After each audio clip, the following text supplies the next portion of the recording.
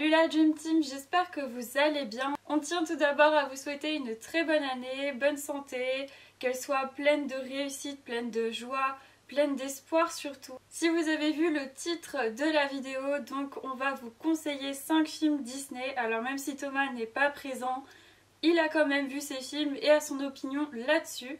Donc voilà, on va vous présenter 5 films qui sont à voir en 2021. Bien évidemment, nous n'aborderons pas le sujet de Soul, qui est un très bon film, mais que tout le monde a sûrement entendu parler. Nous n'allons pas parler de Raya, le prochain Disney, puisque nous ne pouvons pas vous donner notre avis sur un film qui n'est pas encore sorti. J'ai pour habitude de dire qu'il est difficile de se faire son avis sur un film ou sur un livre qu'on n'a pas lu ou qu'on n'a pas vu. Et nous allons donc vous présenter 5 films que vous ne connaissez peut-être pas ou qui vont vous rappeler votre enfance et qui sont donc en lien avec Disney. Donc tout d'abord, je tiens à dire que peut-être que dans les films que je vais vous citer, il y a maintenant des avertissements qui sont sur Disney+ ou sur les nouveaux DVD que vous pouvez avoir avec ce genre de films, puisqu'ils ont été faits dans une époque qui n'était pas la même que la nôtre et avec une vision de la société qui était complètement différente. Je vais vraiment vous parler plus de l'histoire de ces 5 films que je trouve très originales et je ne vais pas vraiment m'attarder sur ce qui pourrait ou non créer une polémique, parce que oui, il y en a toujours,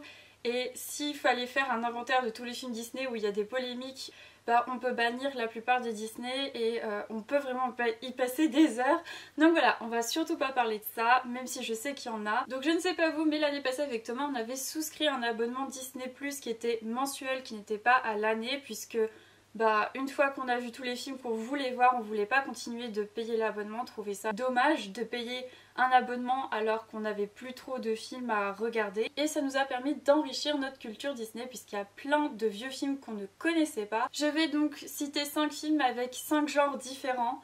Je vais vous donner mon avis bien sûr et vous dire à quelle époque de ma vie j'aurais aimé les regarder. Puisque certains films contiennent un humour assez particulier que certains enfants ne pourront pas comprendre, un peu comme dans Soul, quand on vous fait une référence avec Mère Teresa, les enfants ne peuvent pas rire là-dessus. Nous oui, forcément, ça marche sans problème, mais voilà, il y a des films qui parlent plus aux adultes, donc on va commencer cette classification. Le tout premier, c'est Le Trou Noir. Donc Le Trou Noir, c'est un film qui est sorti quelques temps après Star Wars et qui a été mal perçu par du coup le grand public, puisque forcément quand on sort un film de science-fiction qui se passe dans un vaisseau spatial, que font les fans? Ils vont comparer deux films qui sont sortis à peu près en même temps et forcément vous avez quelques similitudes au niveau du design ou enfin quand je parle de design je parle de vaisseaux spatiaux ou de robots, puisque le robot principal qui s'appelle Vincent ressemble un tout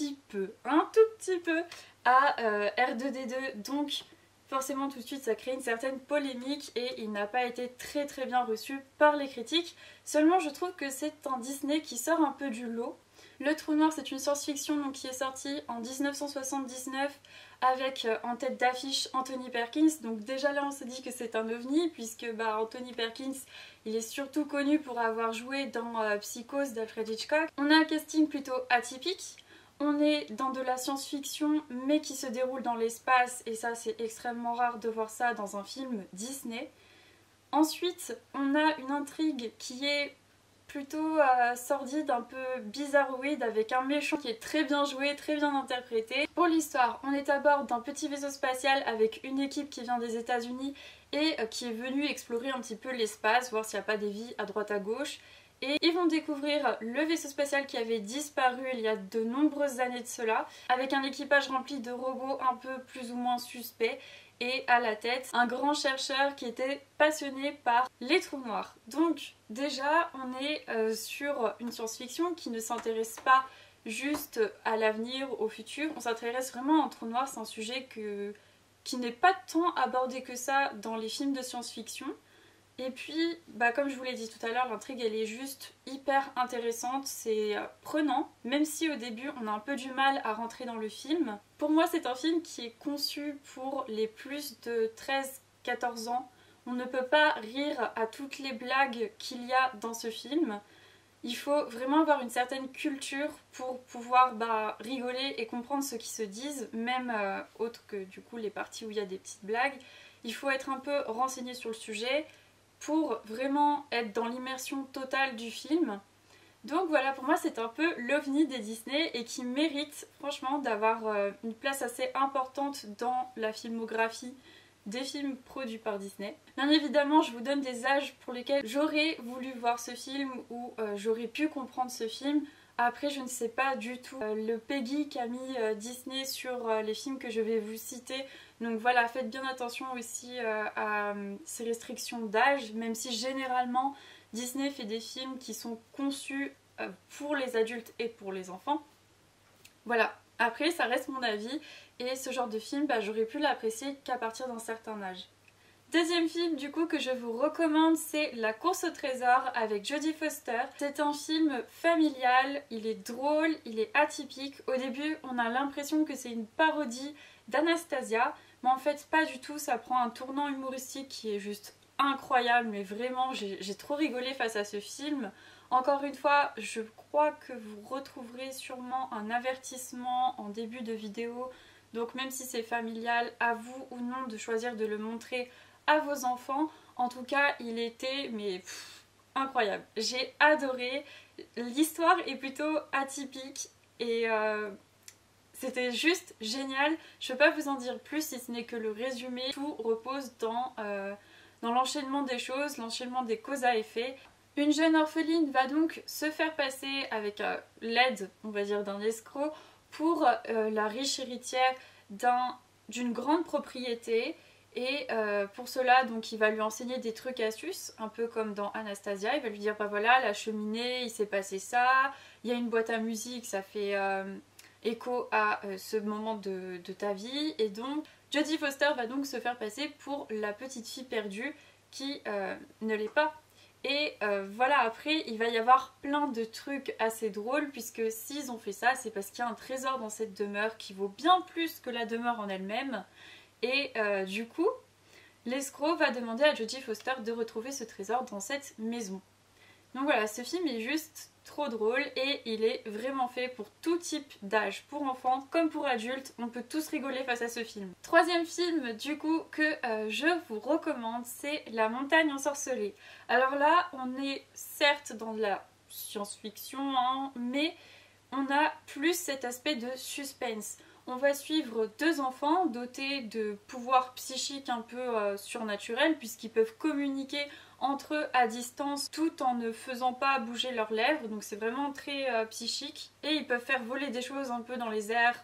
C'est, comment dire, un peu des enfants hors du commun. Et leur don va leur attirer de très gros ennuis, puisque évidemment ils sont orphelins et vont se faire adopter par quelqu'un qui voudrait se servir d'eux pour gagner plus d'argent, pour avoir un peu plus de pouvoir. On ne sait pas trop vraiment pourquoi il veut ces enfants-là, mais en tout cas, il y a une course-poursuite qui est juste incroyable. Il y a de très belles rencontres dans ce film. J'ai trouvé ça hyper original aussi. Il y a plein de choses très intéressantes. Tout le film repose sur cette course-poursuite et ce dénouement. Est-ce qu'ils sont vraiment ou non des extraterrestres? D'où viennent-ils et qu'est-ce qu'ils cherchent? Voilà, c'est un très bon film que je vous conseille du coup de regarder. Et bon, je pense que ça peut plaire aux plus de 7 ans. À voir après, je ne sais pas du tout comment la classer Disney. Quatrième film que je vous conseille, c'est Darby O'Gill et les Farfadets. C'est un film humoristique qui est juste incroyable, encore une fois, et qui est joué principalement par Sean Connery. C'est juste dingue de se dire que ce film a pu le propulser dans sa carrière et lui permettre bien plus tard de jouer James Bond. Donc Sean Connery ne va pas du tout enquêter dans un monastère, il ne va pas non plus être un agent secret, il va avoir le rôle en fait du confident, de l'amant. Et ce n'est pas vraiment le héros principal du film, puisque le héros principal du film c'est un vieillard qui a donc une jeune fille et qui dans son village malheureusement ne va pas être pris au sérieux par tous ceux qui l'entourent, puisqu'il revendique d'avoir vu des farfadets qui lui ont proposé 3 vœux à exaucer. Et malheureusement personne ne le croit. Un farfadet c'est une légende et tout le monde le prend pour un fou. Seulement il va à un moment donné réussir à capturer le farfadet et il va tout faire pour essayer de le montrer aux autres et de prouver à tout le monde qu'il n'est pas fou et qu'il a vraiment vu un Farfadet. Alors c'est hyper drôle, les effets spéciaux sont plutôt bien faits puisque les Farfadets ce sont des êtres tout petits et lui est très très grand du coup et je trouve ça juste formidable. Il y a une séquence avec des danses qui est juste inconcevable et incroyable. Vraiment je vous invite à le voir, il est super atypique, on voyage, c'est génial. Alors comme les autres films, il y a sûrement un avertissement avant, puisque c'est un vieux film et qu'à tous les coups, il y a forcément des choses qui aujourd'hui nous interpellent énormément. Mais voilà, il faut quand même voir cette ambiance qui est juste incroyable. Allez le voir vraiment, c'est trop drôle. Dernier et cinquième film à vous présenter, c'est Oz, un monde extraordinaire, qui est donc un film Disney.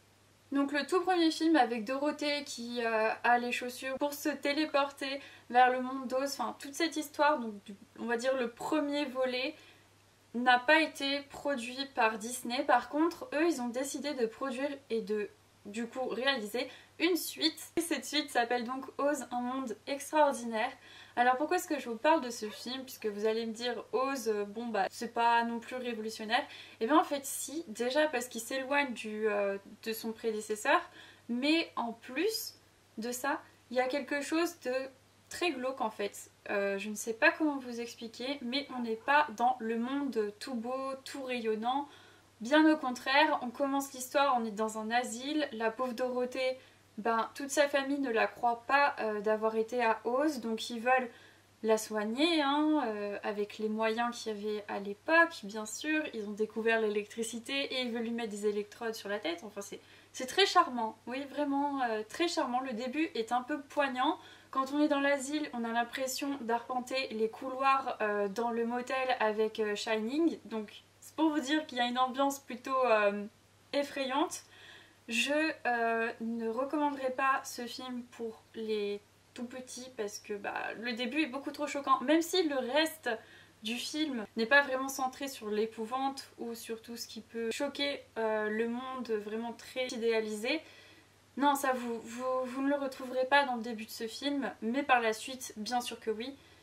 Donc voilà, c'est vraiment un film que je ne conseillerais pas aux tout petits, mais qui est hyper intéressant pour les plus grands. Vraiment, j'ai été très impressionnée de la différence qu'on peut avoir entre Oz, un monde extraordinaire, et à côté Cendrillon ou d'autres classiques Disney qu'on a fait en live action. Ça n'a rien à voir et on se permet plein de choses qu'à mon avis on n'aurait pas pu se permettre du coup aujourd'hui pour ne pas choquer le jeune public. Et ouais voilà, j'ai trouvé ça super intéressant. Les effets spéciaux sont très bien réussis, je repense notamment au méchant qu'il y a dans la roche, alors je sais plus du tout son nom, mais on peut appeler ça une sorte de séisme, je sais pas trop ce que c'est, mais c'est un être bizarre et son visage change avec les pierres et c'est vraiment très joli, très artistique. C'est un film qui je pense a demandé énormément de moyens en termes d'effets spéciaux. Vous avez une femme qui change de tête et qui a une collection de têtes incroyable. Enfin bon, voilà. Donc c'est un film que je ne conseille pas aux tout petits et que je conseille bien évidemment aux plus grands, puisque pour moi c'est intéressant de voir quand même les différents points de vue qu'on a chez Disney dans les interprétations et dans la mise en scène des contes. Et donc voilà, celui-là était très bien fait, c'est une très bonne suite d'ailleurs. Donc voilà, j'en ai fini avec les 5 films que je vous conseille de voir cette année. Bien évidemment, il y en a encore plein d'autres. Quelle vie de chien, incroyable.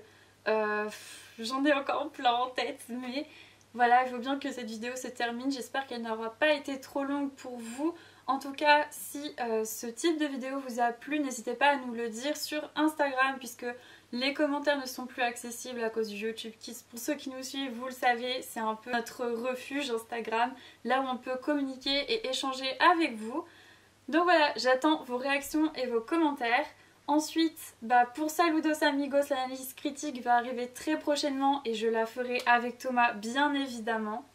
Je vous souhaite encore une fois une très bonne année. Gardez espoir si comme moi vous devez trouver du travail ou trouver un stage ou passer des examens très importants. Courage, on y est presque, peut-être 2022, peut-être 2023. Il ne faut pas baisser les bras, si on baisse les bras on n'y arrivera pas, ça c'est sûr. Je pense qu'il faut vraiment faire un effort collectif. On tient bon, courage et puis on se retrouve dans une prochaine vidéo. Ciao!